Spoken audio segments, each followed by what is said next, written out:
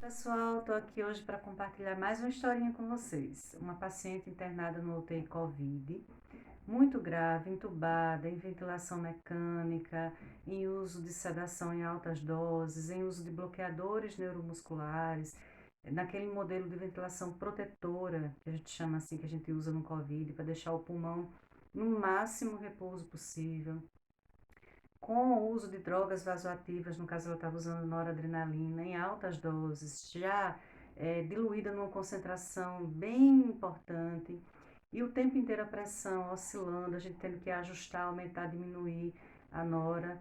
E além disso, a paciente também urinando muito pouco, entrando em insuficiência renal, ou seja, uma paciente realmente COVID grave. Ocorre que esses pacientes que estão na UTI, os parentes eles não entram, né? Uma boa parte das UTIs eles não entram para ver o paciente. Então, o boletim nós passamos por telefone, o médico plantonista passa por telefone diariamente.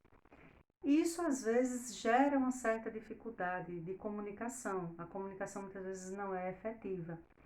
Então eu fui passar esse caso dessa paciente para o filho dela, e quando eu terminei de dizer, contar, tá, de falar da gravidade e tudo mais, ele me disse assim: mas só a senhora que me dá notícias ruins, porque todos os outros me dão notícias boas, segundo ele, né?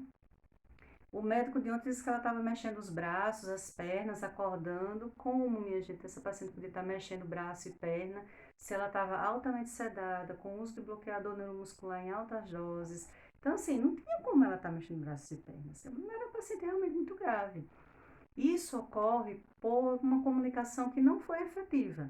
Algum elo dessa comunicação não foi legal. Ou o médico, ou o familiar, às vezes a maneira como a gente fala, às vezes a maneira como o outro escuta. É muito importante que a gente perceba se o familiar compreendeu realmente o que a gente está falando. Então, o que foi que eu fiz nessa situação difícil, né? Onde eu percebi uma certa agressividade por parte do familiar. Deixei ele falar, ele falou à vontade, tudo que ele queria, fiquei, ouvi quieta, tudo que ele tinha para falar. Quando ele terminou, eu, em cima da fala dele, eu fui explicando passo a passo, dizendo que as linguagens são diferentes, mas que era um paciente muito grave, que o Covid ele surpreendia, que muitas vezes o paciente piorava, que de repente, em algum momento da evolução, ela poderia até ter ficado bem, mas naquele dia ela não estava bem, tinha evoluído com essa piora. Foi quase uma hora de conversa, e assim, uma conversa muito trabalhada para que ele pudesse compreender o que eu estava falando. Então, uma dica que eu deixo para vocês: é importante para o médico saber se comunicar. Então, a gente tem que buscar essa ferramenta, né, de saber se comunicar. E uma dica que eu deixo, na verdade, para os familiares, para os pacientes: compreendam a doença que vocês têm. E vão na internet, olhem, estudem, porque é importante também. Quanto maior o conhecimento da família, melhor para a gente. Melhor para a gente conseguir se comunicar. A comunicação ela é mais efetiva. No final, ficamos bem, ficou tudo bem.